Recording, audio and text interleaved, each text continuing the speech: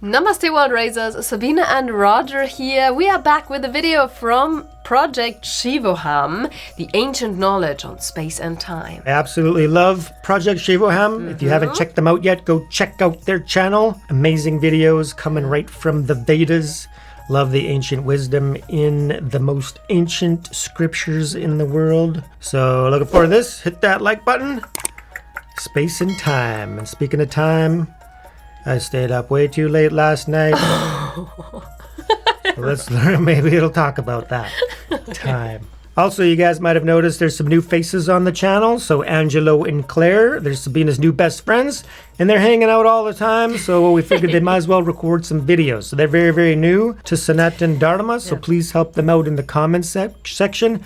Watch those videos and let them know if they got any questions so they could learn as much as we have and get all caught up. And they're really helping me out as well because I'm going back to work, so I won't be able to record as many videos. Looking forward to the right. videos. Cool. Thank you. If you take a look into the history of Bharat, the profound understanding of space and time of Bharat is just incredible and undisputable. The knowledge about computation of space and time that has emanated from Bharat is just unbelievable. Rakshasalaya devaikaha shaulayor madhya sutragaha rohitaka avanticha yadha sannitam saraha. The translation is, the South Pole is referred as Rakshasalaya and the North Pole is referred as Devatalaya. Why and what? Let's not get into that for the moment. Deva and Raksha. The line that runs from Rakshasalaya to Devatalaya, which is from south to north, it passes through two important cities, Avanti, which is Ujjain, and Rohitaka, which is today's Rohtak. This essentially defines the prime meridian, which is the basis for computation of a time in a day. But what's important to look behind this concept is the origins of latitudes and longitudes. The concept of mapping the entire globe with those imaginary lines what we are using today for our GPS, it dates all the way back to Surya Siddhantam or maybe even before that. Wow. Now, let me get this very straight. I'm not That's awesome. saying that GPS was invented back then, for God's sake. All I'm saying is the concept of latitudes and longitudes, the antiquity of this scientific concept is far more older than what we could possibly imagine. And that essentially translates to the profound understanding of Bharatiya civilization on the concept of space and time. As I said, it's incredible and undisputable. Wow. And once that vertically running prime meridian from North Pole to South Pole is defined, based on that prime meridian, global space-time calculations also emanated from Bharat. And here is an example. Udayo yo lankayam sauryastamaya savitureva siddhapure madhyahno yamakotyam roma kavisher dharatra saha. And the translation of this slokam is, when the sun rises in Lanka, the sun sets in Siddhapura, which is like the evening in Siddhapura, and it's in the afternoon in Yamakoti and middle of the night in Romaka. So basically what it says is Lanka, we'll see what Lanka is. For the moment, hold it on. But when it is early morning in Lanka, the sun sets in Mexican region, which is called as Siddhapura. And it is afternoon in the regions of Australia and New Zealand today. And the middle of the night in Rome.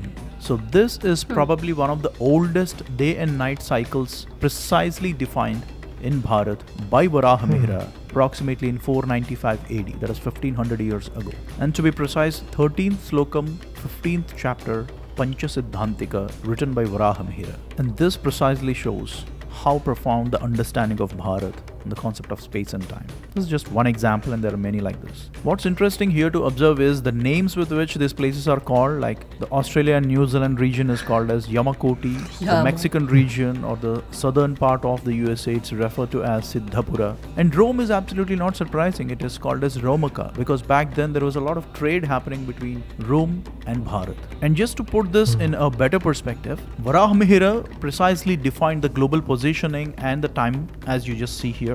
And 1,000 years later, people were still struggling to navigate to Bharat for its rich knowledge and wealth. And speaking of space-time, there is one very important point on Earth that we all should be aware of. That is Lanka. Now, this is not Sri Lanka or Ravana Lanka. Not getting into that. Lanka by definition means a land surrounded by water. And it lies somewhere in the south of Bharat on the equator.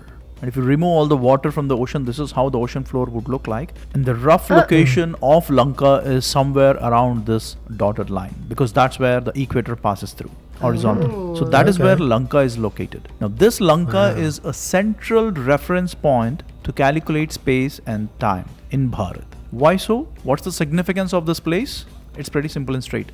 This place is an intersection point of the prime meridian and equator.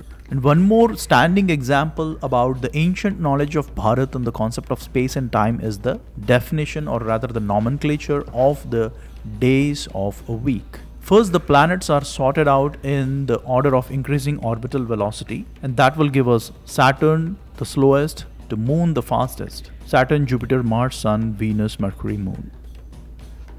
No surprises. Here we are talking about the Navagrahas, or rather the Saptagrahas, because Rahu and Ketu are the shadow paths of Moon. So we have 7 physical or tangible planets. So all these planets or grahas are sorted out in an increasing order of orbital velocity. And like I already said in one of the earlier videos, it's a 24-hour cycle. One full day or one full Earth rotation is divided into 24 parts. And this 24 parts, it starts with the sunrise in Lanka. At that point in time, which graha is in line with Sun, that marks start of that day, and all the planets repeated for every 1 hour period, and then comes the next planet in terms of its own orbital velocity. So as you can see here, the Saturday starts with Saturn in the line of Lanka, and if you pass through all the 24-hour period, then comes Sun itself in terms of orbital velocity in the line of Lanka, and the cycle goes on.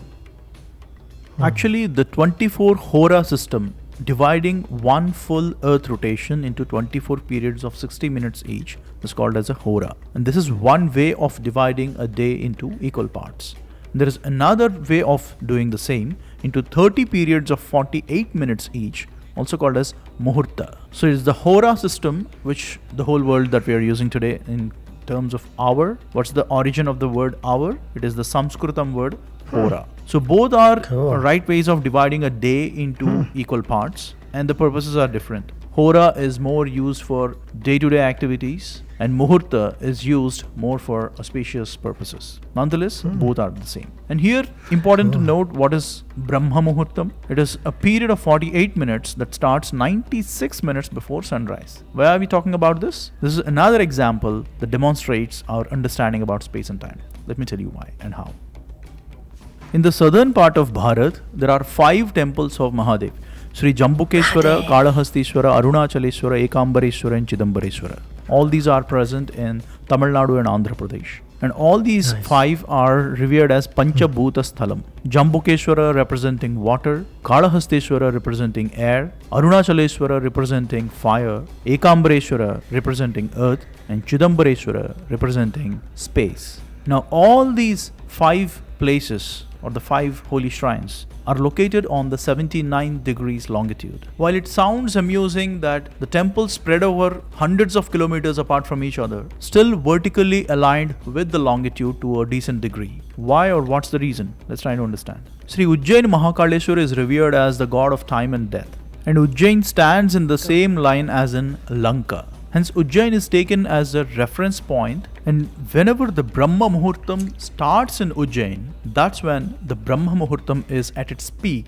in this all 5 places of Panchabhuta Sthalam. Now this is just my observation. I'm not making a sweeping statement, but when I try to match the logic behind why these 5 Panchabhuta Sthalas are positioned geographically in reference to Ujjain, because always remember, Ujjain has been the central point of time computation in Bharat well over thousands of years. And this is yet another example of how space and time are intertwined and very well understood as well in Bharat.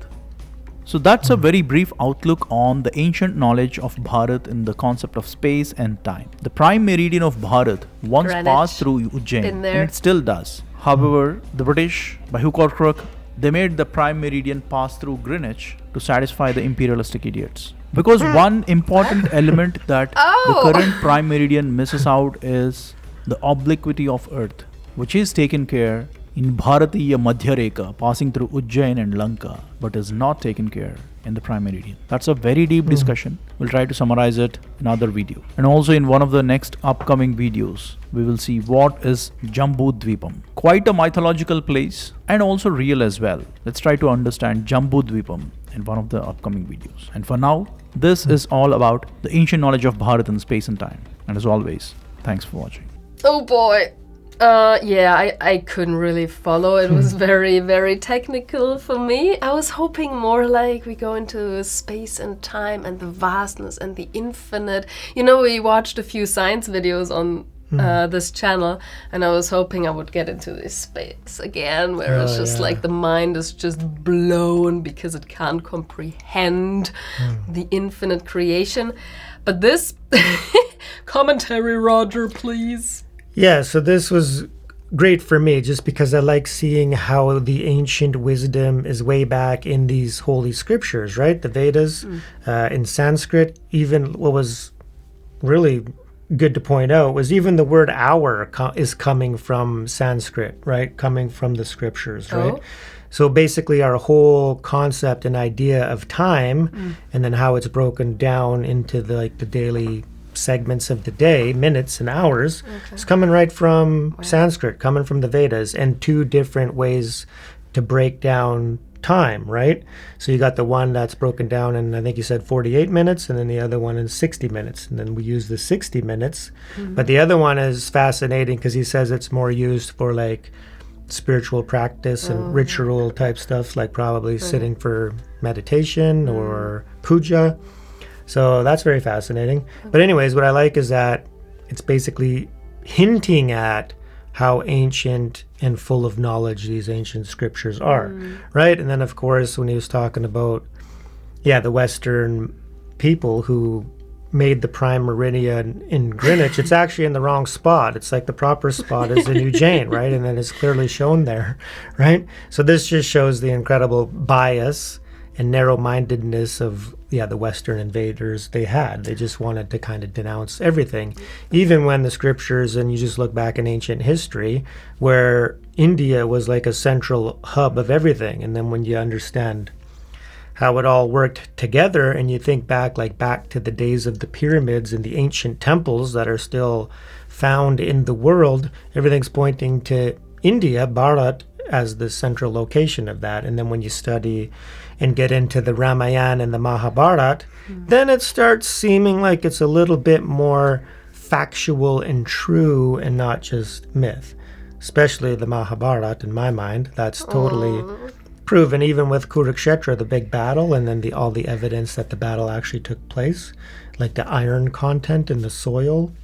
So anyways, we got to open our minds as Westerners, especially, to kind of let go of our pride of thinking that we're the best, right? In the sense that just acknowledging that there's some deep ancient truth and wisdom within Sanatan Dharma, right? And then how they're practicing and worshiping, all that is totally fine. And what would the world look like if that would have been maintained? So you're right, not really about the space aspect of how vast. So this was much more about time in my mind, and how it's kind of broken down. But anyways, so very cool. Right? So one more thing. So you're saying the prime meridian, the Westerners put it into a Western country, into a white country? Yeah. It's a classic. Oh, God. Of course. What to do? Yeah, and then the other thing that's cool is that, so we're thinking about back when people were still debating if the world was flat or round, or it was just known to be flat, talking about like medieval times and like, Roman Catholicism, for example. That was kind of the central hub of, so-called intelligence and wisdom. There was a lot of people who were thinking it was flat. Well, you go back into the ancient Hindu scriptures, they were knowing way back then about the North Pole, the South Pole, longitude, latitudes, the prime meridian, and everything. And then for any of our really younger viewers, why he was specifying longitude and latitude wasn't a brand new invention due to GPS. So that's known. Like, we were learning that back in school. I remember in grade school learning about that way before GPS, right? So those were actually established long time ago already. but pointing out that even way more further back, it was found in Bharat, in the ancient scriptures. Wow. Before the Westerners came along and claimed it as their discovery. Right? Indeed. So, wow. anyways, cool. So happy you get so much out of this video. Yay! Pointing at the truth. The truth. Break down more for us, please, friends, doston. And thanks so much for watching. We love you and we thank you for your support. See you in the next video. Peace.